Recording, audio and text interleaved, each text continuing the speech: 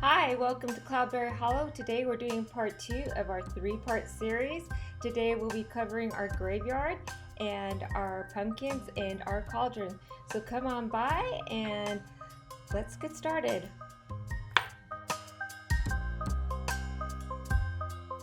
Alright, today we're starting out with a super Sculpey firm. We are going to be making the gravestones about 1 to 1.5 inches tall. We're using my little tool here to, make traces with about five gravestones, and we're going to cut them out with our clay cutters and carve out little epitaphs on each one.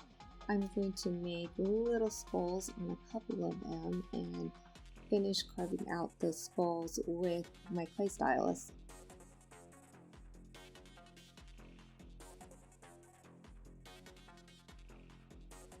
With the small ones and extra small ones, I'm making out the eyeballs and the teeth for them. And as soon as I'm done doing these, they will go to the side on my little glass sheet that we'll be putting in the oven with my pumpkins.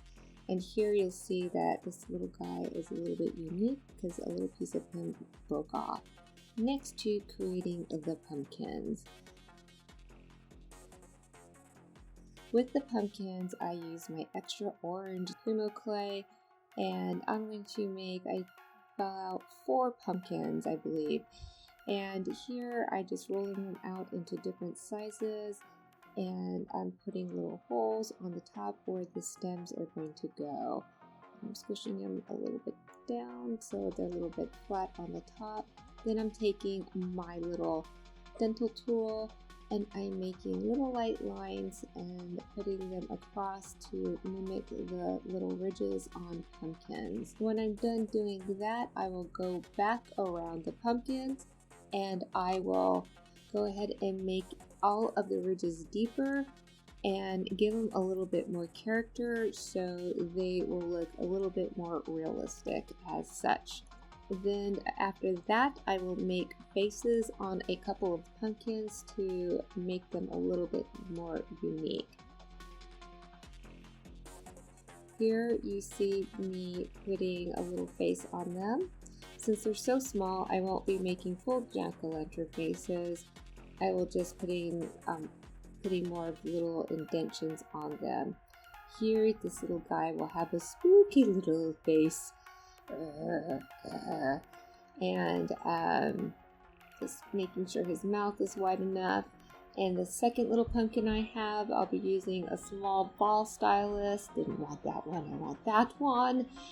And he'll be having more of like oh my gosh, what are you doing to me face, and just kind of giving him like a little boo face. Oh, look at that. Yeah, I like that. And then I'll be using my spare green clay that we have. It's Primo Sculpey again. And giving them all vines that just got picked out of the pumpkin patch. So here you see me doing little snakes of clay using my handy dandy, again, dental tool, wax tool, I don't know what they are. But so we'll put them in here and put them in place like so.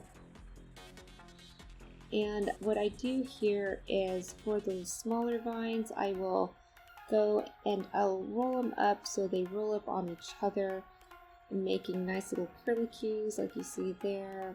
And I will go ahead and place them in place again with the tip of my tool here.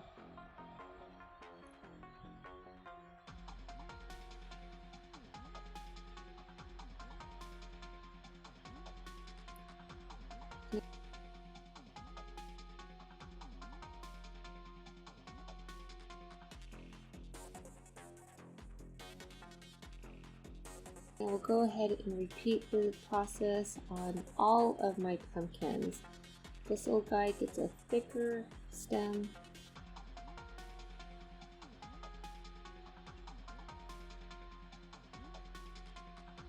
And such. Just go ahead and push ever so slightly into the clay.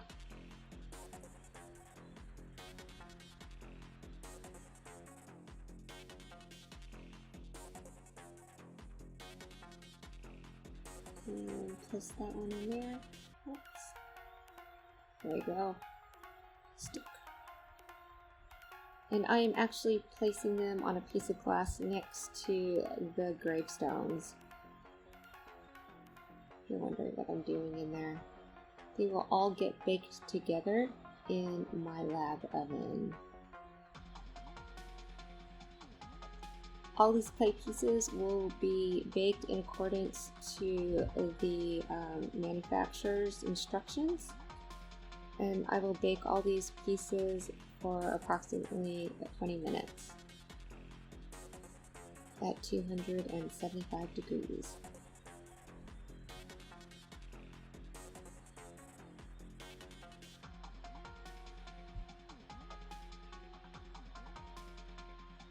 Ooh.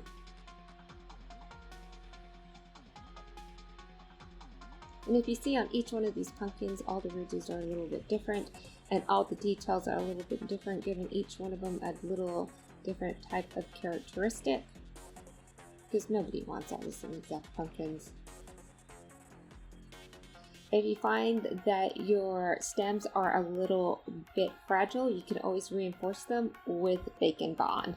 Here for the cauldron, we will put a Bacon Bond all over the piece of glass that I have here. This glass is a little jelly jar that you can get at some restaurants. I think they're cute little jelly jars. And I like using Sculpey Ultralight to build bulk for the cauldron. What this will do is help me shape the cauldron the way I like it. I like this using this method better than I do foil. It's easier for me and easier on my hands. If you like using the foil method, go ahead and do that, but I like using this so I can mold it the way I want to.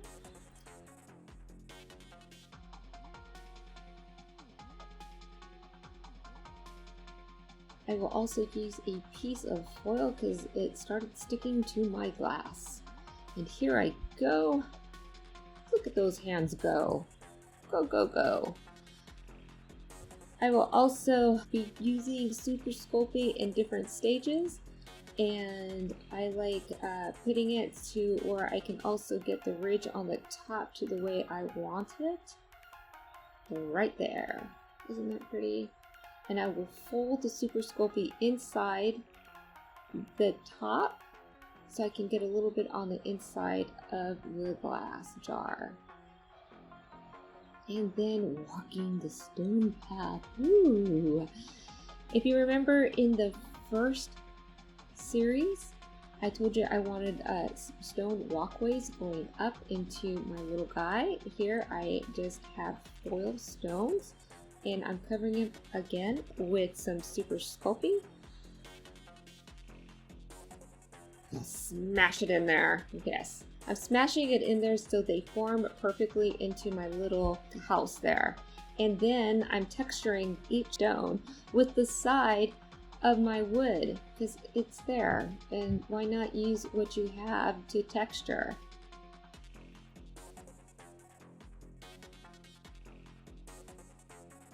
And here you see me using this little form guide that I got from Super Sculpey, and I didn't like that, and so I used the different side of it, and I'm now carving out the path, and I'm now using Bacon Bond to place it where I wanted.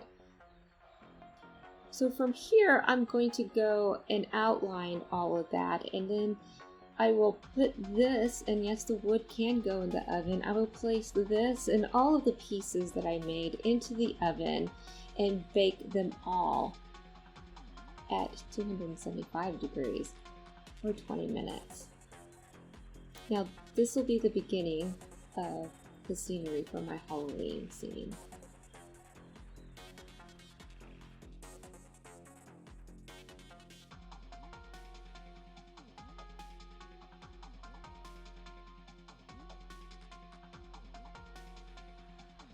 And I'm just going to carve a little bit piece to give it characteristic.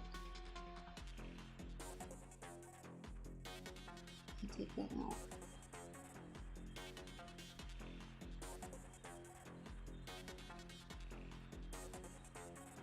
Ta-da! Bam. claying the cauldron. This was fun. So again, I like using Super Sculpey Firm, and this is what I used to clay my cauldron. I went ahead and covered the cauldron all up with this, and I used my little spoon tool here to cover up all my seams. And I have this is actually a sculpting tool that you would use for sculpting, and I use that to put it in that definite line on the very top of my cauldron. It was easier than to trying to press it all out. And oops, there we go. Didn't want that to show. You didn't see that. And we're going to go ahead and take the soft tools and then refine it a little bit.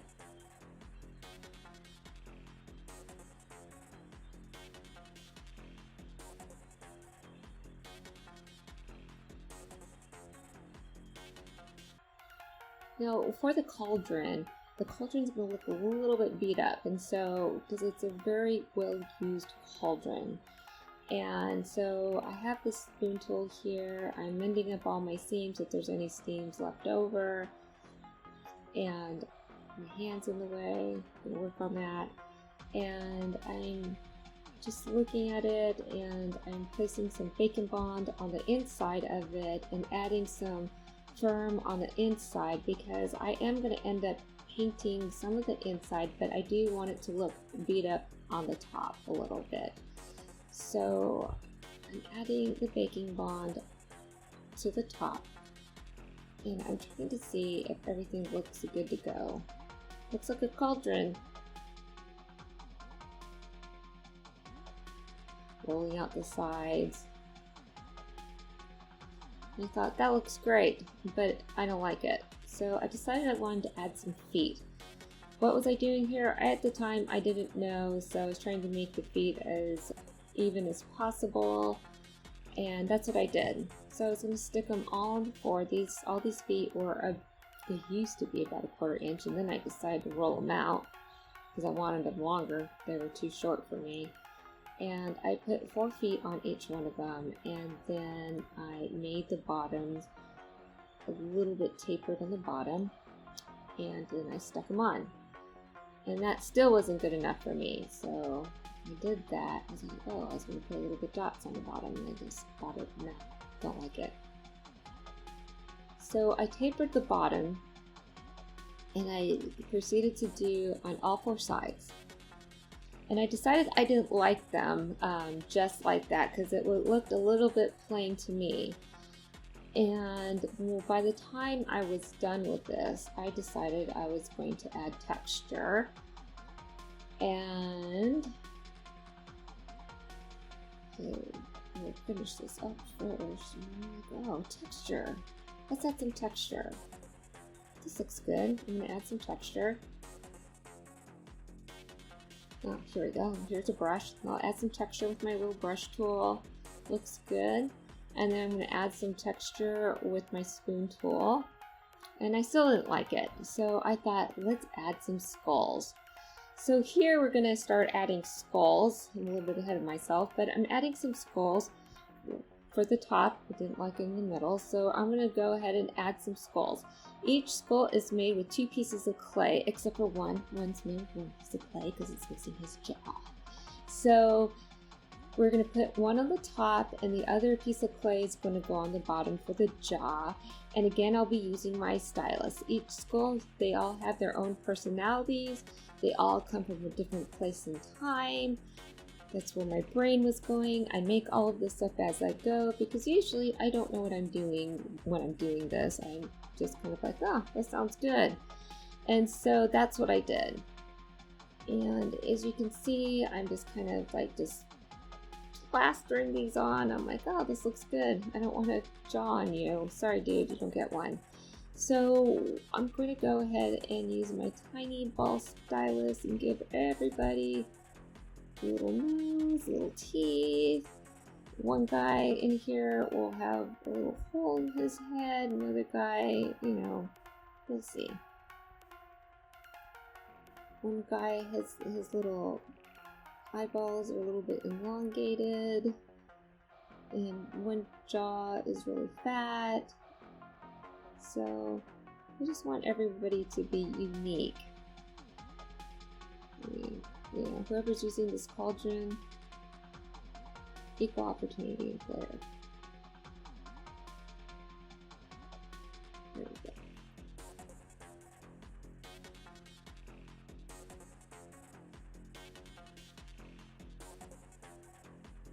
And once we're done playing this, we are going to stick it into the oven. But we're not done here. It still looked a little bit plain for me. There's the scar on this one. And then I thought, still not done. So I decided to go ahead and add the signs from north, south, east, and west on all of this. And that's what I did. So I finished that up, and then this will go back into the oven for another 15 minutes, and it'll go on that piece of glass that you're looking at.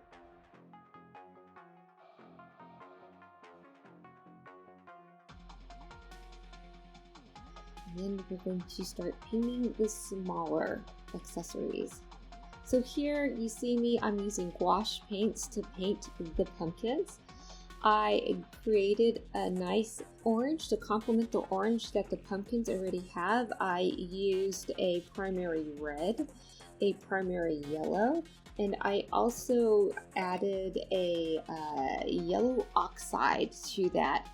And that made a really nice orange. And so I put it all over the pumpkins. And what I did is I just put it into the ridges of the pumpkins, and then as you can see, I made a mess of myself, and then I just wiped it all off as I put it on the ridges. So you go ahead and you put it into the ridges and wipe it off, and that's what you want to do. And you see me doing that. You're not painting it all over the pumpkins, you're just painting it into the ridges and wiping it off. And that's just to highlight it.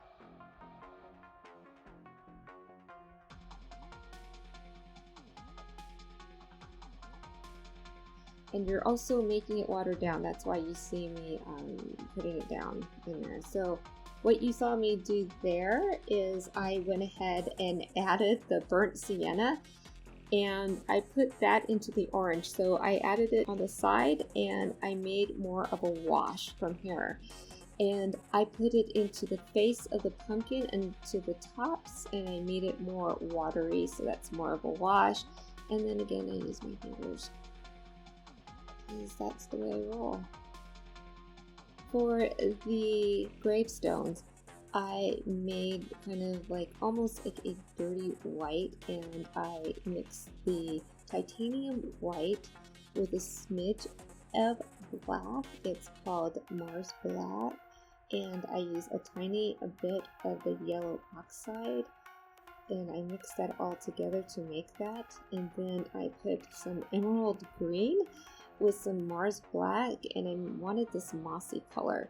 So I did the mossy color, and I watered it down a very, I don't know how many berries I can put in there, but I watered it down, and then I started wiping it off with my fingers. And that's what I did.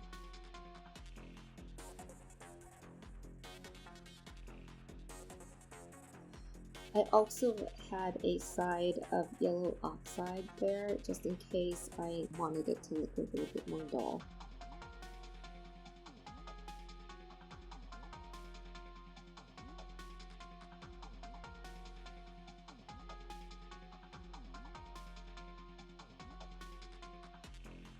And here you see me with the dry brushing white all over the tombstone here. And repeat on the next stone. And you can see how wet that paint is. It doesn't really paint at all. It's just completely wet, and it's getting into the ridges of the clay piece.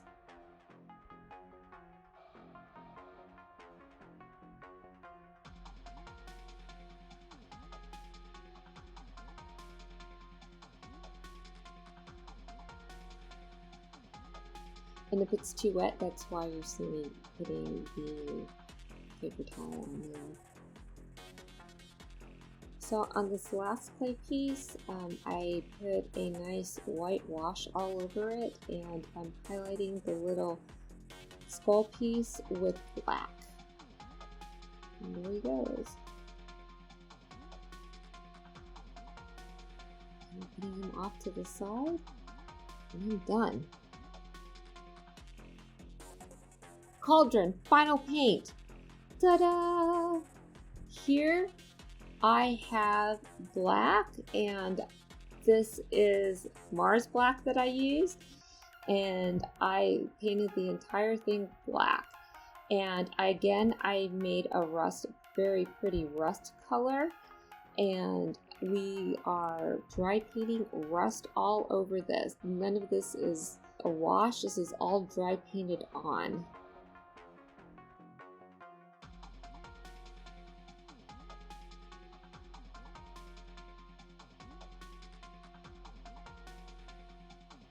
So that's what we did.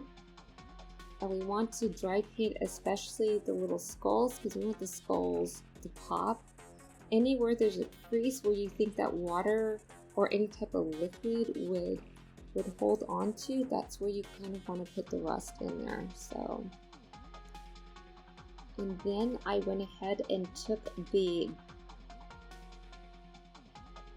yellow oxide and dry brush that. And there you have it. Thank you for watching. We hope you enjoyed what you saw. Please hit that subscribe button and the like button, and we hope to see you next week for part 3 of the Halloween scene.